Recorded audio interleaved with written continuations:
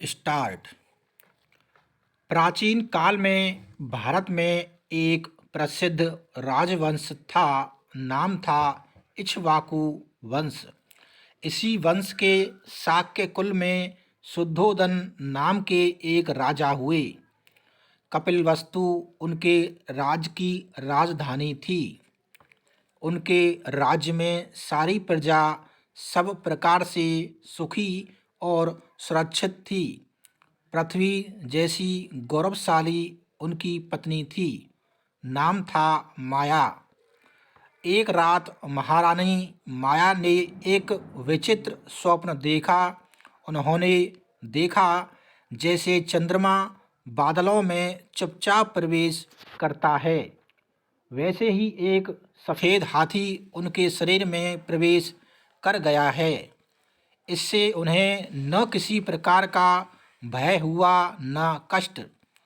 उन्हें सुखद अनुभूति हुई कि उन्होंने गर्भधारण कर लिया है। सचमुच गर्भधारण करने के कुछ मास बाद महारानी माया को किसी सघन वन में एकांतवास करने की इच्छा हुई। उन्होंने अपने पति महाराज शुद्धोदन से निवेदन किया कि अब वे कुछ समय के लिए नंदन वन के समान सुंदर लुम्बिनी वन में निवास करना चाहती हैं। अपनी गर्भवती पत्नी की इच्छा का सम्मान करते हुए महाराज शुद्धोदन ने स्वीकृति प्रदान की और अनेक सेवक सेविकाओं के साथ महारानी ने लुम्बिनी वन के लिए प्रस्थान किया। कुछ समय तक सुख से लुम्बिनी वन में निवास करने के बाद एक दिन महारानी को लगा कि अब प्रसव काल आ गया है। अतः वे एक शैया पर लेट गईं। उस समय अनेक स्त्रियों ने उनका अभिनंदन किया। जैसे ही पुष्य नक्षत्र का उदय हुआ, महारानी माया ने बिना किसी पीड़ा के एक पुत्र को जन्म दिया। उन्हें लगा जैसे वह आकाश से उतर आया हो। उसका अंतःकरण पवित्र था। उसकी शरीर से तेज निकल रहा था, जिससे सभी दिशाएं प्रकाशित हो गईं। सूर्य के समान तेजस्वी, परंतु देखने में चंद्रमा के समान प्रिय लगने वाले इस बालक के शरीर से प्रकाश निकल रहा था। Paragraph change. उसी समय आकाश से दो जल धाराएं प्रवाहित हुईं, एक शीतल और दूसरी उष्ण। इनसे एक बालक का अभिषेक हुआ। सोने और चांदी से निर्मित तथा मूंगे मणियों से जड़ित शुभ्र शैया पर जब वह बालक विराजमान हुआ तो उसके चारों ओर स्वर्ण कमल हाथों में लेकर यक्षों के राजा खड़े हो गए। आकाश में देवताओं ने उसका अभिनंदन किया और बुद्धत्व प्राप्ति के लिए आशीर्वाद दिए। इस बालक के जन्म के समय आकाश से सुगंधित लाल और नीले कमलों की वर्षा होने लगी। मंद मंद पवन प्रवाहित होने लगी तथा सूर्य और भी अधिक चमकने लगा। इस नवजात दिव्य शिशु के दर्शन करने के लिए आए दिव्य पुरुषों से वह वन प्रांतर पूरी तरह भर गया। उन्होंने बालक पर पुष्पों की वर्षा की। इस बालक के जन्म का कुछ ऐसा प्रभाव हुआ कि जो पशु प्रकृति से ही हिंसक थे, वे हिंसा भूल गए। सारे संसार ने अपूर्व शांति का अनुभव किया। विभिन्न पशु पक्षी मधुर स्वर में बोलने लगे। नदियाँ शांतिपूर्वक बहने लगीं।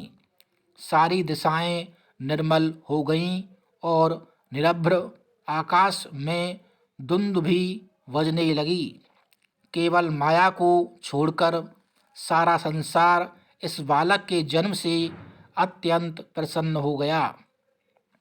बालक के अद्भुत दिव्य जन्म को देखकर महाराज शुद्धोधन की आँखों से भय और प्रसन्नता की अश्रु धाराएं प्रवाहित होने लगीं। बालक की अतिमानवीय शक्ति को देखकर माता माया भी भय और प्रीति से भर गईं। इस अवसर पर वृद्ध महिलाओं ने मंगलाचारण किया और नवजात शिशु के उज्जवल भविष्य के लिए देवताओं से प्रार्थना की।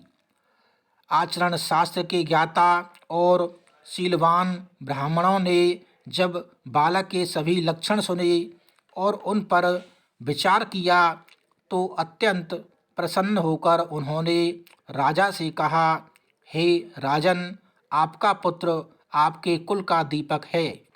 आप किसी प्रकार की चिंता न कीजिए, आनंद उत्सव मनाइए, क्योंकि यह बालक न केवल आपके वंश की वृद्धि करेगा अपितु यह संसार में दुखियों का संरक्षक भी होगा। दीपक के समान प्रकाशवान तथा सोने की कांति से युक्त शरीर वाले इस बालक में जो लक्षण हैं उनसे लगता है कि यह तो बुद्धों में श्रेष्ठ होगा या परम राज्य श्री प्राप्त करेगा। यदि यह पृथ्वी के राज्य की इच्छा करेगा तो न्याय से सारी पृथ्वी को जीतकर सभी राजाओं में ऐसे ही शोभायमान होगा जैसे सभी ग्रहों के बीच सूर्य प्रकाशित होता है। यदि वह मोक्ष के लिए वन जाएगा तो अपने तत्व ज्ञान से भी सभी मतों को परास्त कर सारे संसार में सम्मानित होगा और सुमेरु पर्वत के समान प्रतिष्ठित होगा। जैसे सभी धातुओं में स्वर्ण, पर्वतों में सुमेरु, जलाशयों में समुद्र, प्रकाशपुंजों में सूर्य श्रेष्ठ है, वैसे ही आपका यह पुत्र सभी मनुष्यों में श्रेष्ठ सिद्ध होगा। ब्राह्मणों की ऐसी बातें सुनकर राजा ने पूछा, आपके इस बालक में जिन लक्षणों को देखा है वे न तो पूर्ववर्ती राजाओं में देखे गए हैं और न ही ऋषि मुनियों में, इसका क्या कारण है? ब्राह्मणों ने राजा को समझाते हुए कहा, बुद्धि, सुकर्म और यश के विषय में पूर्ववर्ती या परवर्ती का प्रश्न महत्वपूर्ण नहीं होता है। इस प्रकार के गुण किसी विशेष कारण से ही उत्पन्न होते हैं। इस संबंध में आप कुछ दृष्टांत सुनिए। विभिन्न गोत्रों के आदि पुरुष भृगु और अंगिरस जिस राजनीति शास्त्र को नहीं बता सके, उसी राजनीति शास्त्र को उनके पुत्र शुक्र और बृहस्पति ने बता दिया। पुराकाल में जब वेद लुप्त हो गए थे तो आगे चलकर व्यास ने उन्हें संपादित किया। इस कार्य को वशिष्ठ जैसे ऋषि भी न कर सके थे। इसी तरह जिस कार्य को वाल्मीकि ने कर दिखाया था वह कार्य उनके पूर्ववर्ती च्यवन ऋषि नहीं कर सके थे। अतः राजन, इस श्रेष्ठता को प्रमाण न तो अवस्था से है और न ही वंश से। श्रेष्ठता को कोई भी कहीं भी प्राप्त कर सकता है। इतिहास बताता है कि जिन कार्यों को पूर्ववर्ती ऋषि और राजा नहीं कर सके, उन्हीं कार्यों को उनके परवर्ती व्यक्तियों ने कर दिखाया। ब्राह्मणों से इस प्रकार आश्वासन और अभिनंदन प्राप्त कर राजा के मन की शंकाएं मिट गईं। वे अत्यंत प्रसन्न हुए। उन्होंने ब्राह्मणों को खूब दान दक्षिणा दी और उन्हें सम्मानित कर विदा किया। उसी समय महर्षि असित को अनुभूति हुई कि इस समय कपिलवस्तु में जीवन मृत्यु के चक्र से मुक्त करने वाले शाक्य मुनि ने जन्म लिया है। अतः वे उनके दर्शन के लिए अपने आश्रम से कपिलवस्तु की ओर चल दिए। कपिलवस्तु में ब्रह्मवेत्ता राजपुरोहितों ने महर्षि असित का स्वागत किया और उन्हें सम्मानपूर्वक राजा के पास ले गए। राजा ने उन्हें सिंहासन पर बैठाया, उनके चरण धोए और विधिवत पूजा की। राजा ने महर्षि से निवेदन किया, हे महर्षि, मैं धन्य हूँ। आपके आगमन से मेरा कुल अनुग्रहीत हुआ है। हे सौम्य, आज्ञा दीजिए, मैं क्या सेवा करूं? मैं आपका शिष्य हूँ, आप आज्ञा दें।